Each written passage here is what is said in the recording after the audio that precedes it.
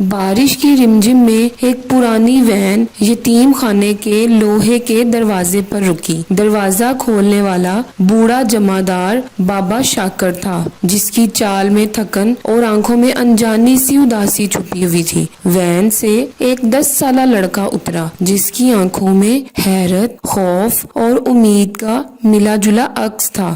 اس بچے کا نام حسن۔ حسن، اب تم یہی ہو جہاں سوال کم اور خاموشی زیادہ بولتی ہے۔ بابا شاکر نے دروازہ بند کیا اور حسن کو اندر لے گیا۔ کمرے چھوٹے چھوٹے، بہت سرد اور دیواریں سیلن زدہ تھی۔ حسن کو ایک بستر دیا گیا اور کہا گیا، یہاں کا پہلا اصول ہے رات کو اوپر کی سیڑھیوں کے قریب مت جانا۔ حسن نے گردن ہلائی، مگر سوال اس کی آنکھوں میں جاگ چکا تھا۔ پھر اگلی رات ہوئی۔ رات کا وقت تھا کہ باہر آسمان پر بادل گرج رہے تھے اور تیز بارش کی آواز پرانے یتیم خانے کی چھت سے ٹکرا کر ایک مدھم سی خوفناک موسیقی میں بدل رہی تھی۔ بجلی بار بار چمک رہی تھی اور ہر چمک کے بعد اندھیرے کی گہرائی کچھ اور بڑھتی جاتی تھی۔ حسن، جو ابھی نیا نیا آیا تھا، اپنے بستر پر لیٹا چھت کو تک رہا تھا۔ باقی سب بچے سو چکے تھے، مگر اسے نیند نہیں آ رہی تھی۔ اچانک اسے لگا جیسے کسی کے چلنے کی آواز آئی ہے، جیسے سیڑھیوں پر سے ٹھک ٹھک کی آوازیں آئی ہیں۔ وہ آہستہ سے اٹھا، چپل بھی نہیں پہنی اور دروازے کی طرف قدم بڑھایا۔ اس کا دل تیزی سے دھڑکنے لگا، وہ گھبرانے لگا۔ جو ہی وہ حال سے گزرا، سیڑھیوں کا پہلا زینہ اس کے سامنے آیا، ٹوٹا ہوا، گرد سے اٹا ہوا اور اوپر جانے والا۔ اچانک اس کی نظر سیڑھیوں کے آخری سرے پر گئی۔ وہاں کوئی کھڑا تھا جس نے سفید لباس پہنا ہوا تھا، شاید سفید لباس میں لپٹی کوئی عورت۔ اس کے لمبے لمبے بال اور ہاتھ میں ایک پرانا سا لالٹن۔ اس کے ہونٹ بھی ہل رہے تھے، مگر آواز نہیں آ رہی تھی۔ حسن کا سانس وہیں رک گیا۔ پھر ایک مدھم سی آواز آئی، حسن۔ پھر وہ پیچھے ہٹنے لگا، مگر اس کے پیچھے بابا شاکر کھڑا تھا۔ میں نے کیا کہا تھا، اوپر مت جانا۔ حسن کانپنے لگ گیا، وہ بہت گھبرا گیا۔ اس نے بابا شاکر سے پوچھا، بابا وہ کون ہے؟ بابا شاکر نے سیڑھیوں کی طرف دیکھا، وہاں کوئی نہیں تھا۔ یہ سیڑھیاں خاموش نہیں ہوتی بیٹے، ان میں چیخیں دبی ہیں، جو سن لے وہ بچتا نہیں ہے۔ حسن کو بابا شاکر کمرے میں واپس لے آیا، دروازہ بند کیا اور بولا، ابھی تم بہت چھوٹے ہو، وقت آئے گا تو سب جان جاؤ گے، لیکن تب تک ان سیڑھیوں سے دور رہنا۔ حسن نے بابا شاکر کی باتیں سن کر اثبات میں سر ہلا دیا، لیکن اس کے اندر بہت سے سوال اٹھ رہے تھے۔ شاید کہ وہ عورت کون تھی، اسے حسن کا نام کیسے پتا، وہ مجھے کیسے جانتی ہے؟ خیر، یہ سب باتیں سوچتا سوچتا وہ سو گیا۔ اگلی صبح موسم بالکل صاف تھا، مگر یتیم خانے کے ماحول میں وہی پر اسرار سی خاموشی طاری تھی۔ بچے کھیل رہے تھے، کتابیں پڑھ رہے تھے، مگر حسن چپ چاپ بابا شاکر کو دیکھ رہا تھا۔ بابا شاکر اپنی چھوٹی سی کوٹری میں جا رہا تھا، جو باقی تمام کمروں سے الگ ایک اندھیرے گوشے میں تھی۔ اس نے اپنے کپڑوں کی پوٹلی سے کچھ نکالا، ایک پرانا سا لاکٹ، اور اسے صاف کرنے لگا۔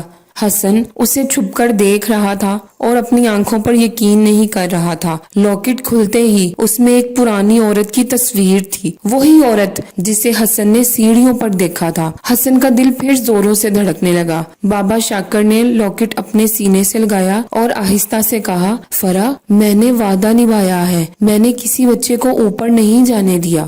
پھر اگلی رات جب سب سو گئے، حسن چپکے سے بابا شاکر کی کوٹری میں گھسا۔ لاکٹ میز پر پڑا تھا۔ اس نے کانپتے ہوئے ہاتھوں سے لاکٹ کھولا۔ تصویر کے نیچے کچھ الفاظ کندہ تھے، میرا بچہ میرے پاس آ جائے گا یا میں خود آ جاؤں گی۔ پھر اچانک دروازہ زور سے بند ہو گیا۔ کمرے میں لال روشنی پھیلنے لگی۔ میز پر رکھی لاکٹ خود بخود ہلنے لگی۔ حسن پیچھے ہٹ گیا، مگر لاکٹ خود بخود فضا میں بلند ہوا اور ایک دم زمین پر گر کر 2 ٹکڑے ہو گیا۔ بابا شاکر دوڑتا ہوا آیا۔ اس نے زمین پر پڑے لاکٹ کو دیکھا اور پھر حسن کو۔ حسن، تم نے یہ کیا کیا؟ تم نے بہت بڑی غلطی کی ہے۔ وہ جاگ گئی ہے، فرا اب واپس آئے گی۔ رات ایک بار پھر بادلوں سے گھری ہوئی تھی اور یتیم خانے کی کھڑکیاں ہلکی ہلکی سرسراہٹ کے ساتھ بج رہی تھی. بچے گہری نیند میں تھے مگر حسن کی نیند ایک خوفناک سے خواب سے ٹوٹ گئی. خواب میں وہ دیکھتا ہے کہ وہ سیڑھیوں پر کھڑا تھا. نیچے سے خون کی دھاریں بہ رہی تھیں. اوپر ایک بچہ چیخ رہا تھا, حسن مجھے بچا لو, میں گم ہو گیا ہوں. حسن مجھے بچا لو, میں گم ہو گیا ہوں. حسن چیخ کر اٹھا. وہ بہت گھبرایا ہوا تھا. وہ پسینے سے شرابور. وہ اٹھ کر ہال میں گیا. سب بچوں کے بستر پڑے تھے. ایک بچہ غائب تھا جس کا نام تھا اسد. حسن بھاگ کر بابا شاکر کے پاس گیا جو صحن میں بیٹھا اپنی چھوٹی سی بتی جلا رہا تھا. بابا بابا, اسد اسد وہ کمرے میں نہیں ہے. کیا کہا تم نے؟ بابا شاکر جلدی سے اٹھا. اس کے ہاتھ سے بتی گر گئی. مجھے خواب آیا, وہ سیڑھیوں پر ہے اور خون, بہت سا خون. بابا شاکر کے چہرے کا رنگ ہی اڑ گیا. یہ تو وہی خواب ہے جو میں نے بچپن میں دیکھا تھا جب پہلا بچہ لاپتہ ہوا تھا. وہ دونوں دوڑے. حسن کے قدم سیڑھیوں کی طرف بڑھ رہے تھے مگر بابا شاکر نے اسے روک لیا. نہیں, اگر تم اوپر گئے تم واپس نہیں آؤ گے. لیکن حسن نے ان کی بات پر غور نہیں کی. اوپر سے اسد کی آواز آ رہی تھی, کسی کو نہ بھیجو, مت آنا, وہ میرے ساتھ کھیل رہی ہے. بابا شاکر کی آنکھوں میں آنسو آ گئے. وہ پھر سے کھیلنے لگی ہے. وہ سمجھتی ہے یہ سب اس کے بچے ہیں. اچانک سیڑھیوں پر سے ایک گیلی گیلی سی سرکنے کی آواز آئی اور پھر ایک گیند لڑکتی ہوئی نیچے آئی. گیند پر خون لگا تھا. بابا شاکر کے ہاتھ کانپنے لگے. اس نے کانپتے ہوئے ہاتھوں سے گیند کو اٹھایا اور آہستہ سے کہا, یہ گیند 40 سال پہلے والے بچے کی تھی. فرا نے کھیل دوبارہ شروع کر دیا. بابا شاکر یہ دیکھ کر بہت پریشان ہو گیا. پھر اس واقعے کے بعد یتیم خانے کا ماحول بدل سا گیا تھا. بچوں میں خوف پھیل چکا تھا. اسد کی گمشدگی پر کسی نے سوال نہ اٹھایا کیونکہ یہاں سوالوں کے جواب نہیں ملتے, صرف سناٹا ملتا ہے. حسن کا دل بہت بے چین تھا. ایک رات وہ اپنی چادر اوڑھ کر لائبریری کی طرف نکل گیا. یہ کمرہ کم ہی کھلتا تھا اور یہاں گرد میں اٹے پرانے کھلونے, کتابیں اور ایک بہت بڑی الماری موجود تھی. الماری پر تالا لگا تھا مگر اس کی لکڑی بالکل گل چکی تھی. حسن نے آہستہ سے دباؤ ڈالا اور الماری کی پچھلی دیوار ایک ٹھک کی آواز کے ساتھ ہل گئی. یہ دیوار نہیں تھی, یہ تو ایک چھپا ہوا دروازہ تھا. اس نے اپنی جیب سے چابیوں کا چھوٹا سا گچھا نکالا جو اس نے بابا شاکر کے کمرے سے چرایا تھا اور ایک زنگ آلود چابی اس تالے میں ٹھیک بیٹھ گئی. حسن نے دروازہ کھولا. سامنے تاریکی کا گہرا سمندر تھا. اس قدر اندھیرا تھا اور ہوا میں نمی, پھپھوندی اور کچھ جلنے کی سی بو تھی. حسن اندر داخل ہوا. اندر ایک تنگ راہداری تھی جس کی دیواروں پر پھٹے ہوئے پوسٹر, خون آلود کھلونے اور پرانی تصویریں لٹک رہی تھی. ایک تصویر میں 6 بچے مسکرا رہے تھے. ایک کونے میں فرا بھی کھڑی تھی ان بچوں کو گود میں لیے. اس کے چہرے پر عجیب سا سکون تھا مگر آنکھوں میں ہوشیاری. آخر راہداری کے آخر میں ایک بڑا آہنی دروازہ تھا. اس پر خون سے لکھا تھا, جو میرا نہ بنا وہ کسی کا نہیں بنے گا. حسن نے دروازہ کھولا اور ایک دھماکے سے لال روشنی پورے کمرے میں پھیل گئی.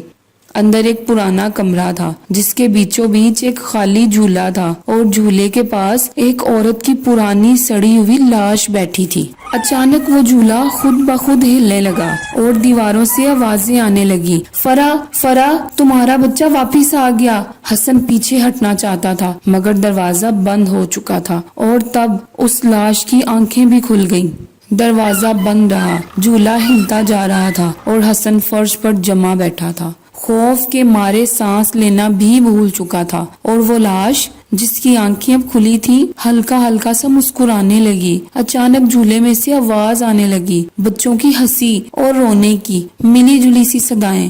حسن کا دل تیزی سے دھڑکنے لگا. وہ پیچھے ہٹا مگر لاش کی انگلی اس کی طرف اٹھی. جھولے سے سفید دھواں نکلا جو آہستہ آہستہ دیواروں پر پھیلنے لگا. پھر ایک عورت کی آواز گونجی, تم آ گئے, تم ہی ہو میرے بچے. فرا کی روح اب کمرے میں مکمل طور پر ظاہر ہو چکی تھی. وہی سفید لباس, کھوکھلی آنکھیں اور جھولے کے گرد چکر لگاتی ہوئی. حسن کانپتے ہوئے بولا, میں تمہارا بچہ نہیں ہوں. فرا نے ایک زوردار آواز میں کہا, سب بچے میرے ہیں. انہوں نے میرا بچہ چھینا تھا, سب نے, اب کوئی نہیں بچے گا.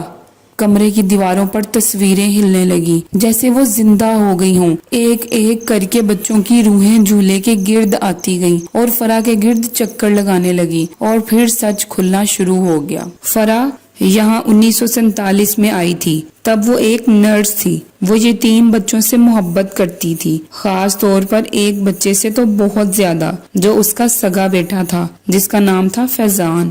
مگر وہ کسی کو نہیں بتاتی تھی. ایک رات ایک حادثہ پیش آیا. کوئی بڑا افسر اس کے بچے کو لے گیا اور اگلے دن وہ لاش کی صورت میں واپس آیا. فرح تب سے پاگل ہو گئی. اس نے جھولے کو خالی پایا اور پھر فیصلہ کیا اگر میرا بیٹا مر گیا تو باقی سب بھی اسی کے ساتھ کھیلیں گے. وہ خودکشی کر گئی مگر اس کی روح جھولے میں ہی قید ہو گئی. تب سے ہر چند سال بعد ایک بچہ غائب ہوتا ہے اور جھولے کی نیند میں چلا جاتا ہے. حسن یہ سب کچھ دیکھ کر بہت پریشان تھا. اس کے قدم پیچھے ہٹے مگر زمین پر ایک پرانی کتاب پڑی تھی، فرح کی ڈائری. بابا شاکر نے کہا تھا جس دن کوئی اس ڈائری کو کھول لے گا کھیل ختم ہو سکتا ہے یا ہمیشہ کے لیے شروع ہو سکتا ہے. ڈائری میں لکھا تھا فیضان زندہ ہے، اگر کوئی اسے واپس لا دے تو میں سو جاؤں گی. اس ڈائری کے الفاظ جیسے حسن کی روح میں اتر گئے ہوں. فیضان زندہ ہے، اگر کوئی واپس لا دے تو میں سو جاؤں گی. فرح کی روح اب جھولے میں بیٹھ چکی تھی. وہ آہستہ آہستہ جھول رہی تھی اور ہر جھولے کے ساتھ ہوا میں ایک ٹھنڈک سی پھیل رہی تھی. حسن نے ڈائری بند کی اور چیخا، میں اس کو ڈھونڈوں گا، میں فیضان کو لے کر آؤں گا. اچانک دروازہ خود بخود کھل گیا. حسن بھاگتا ہوا باہر آیا اور سیدھا بابا شاکر کے کمرے کی طرف دوڑا.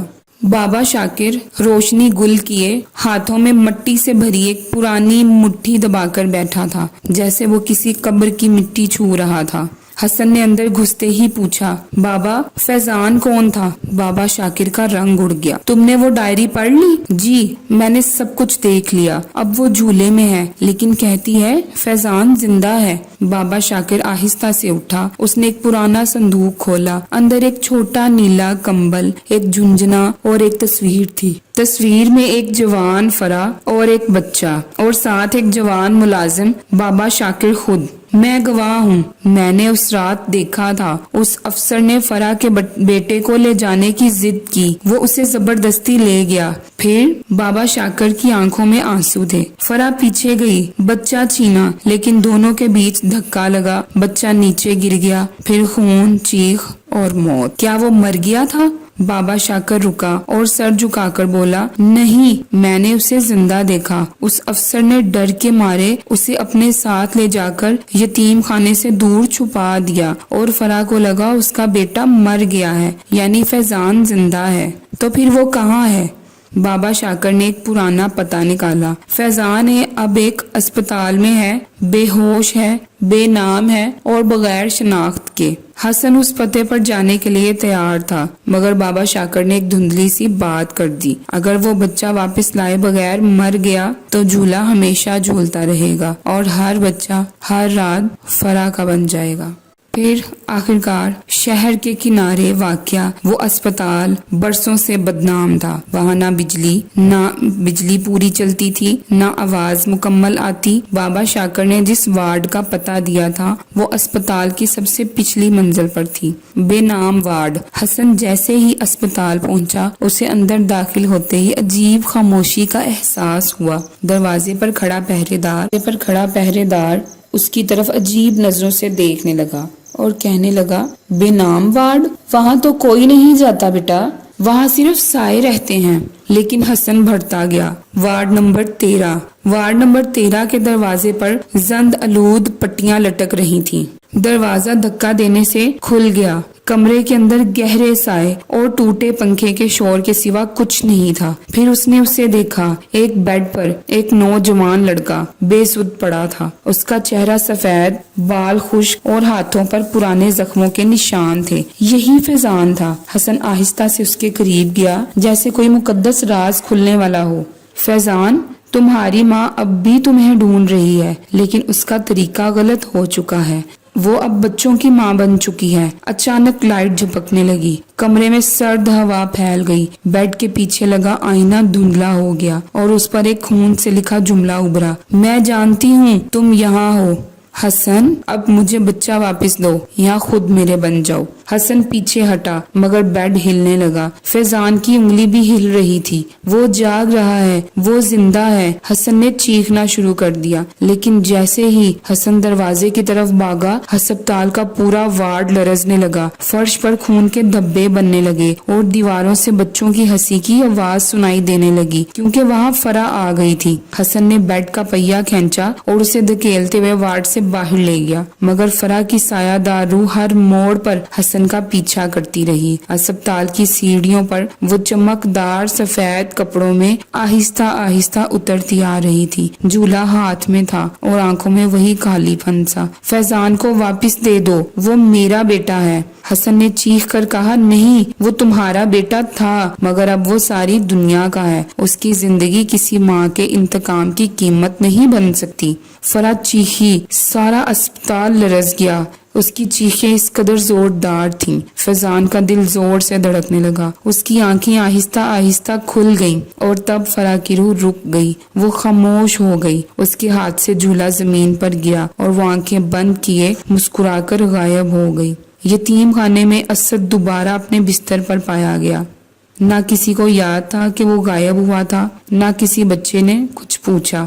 بابا شاکر نے جھولے کو دفن کر دیا اور حسن نے فرح کی ڈائری کو جلتے ہوئے چولہے میں ڈال دیا، مگر لائبریری کے کمرے میں الماری کے پیچھے وہی دروازہ پھر سے ہلتا تھا اور جھولے کی زنجیر خود بخود آواز کرتی تھی۔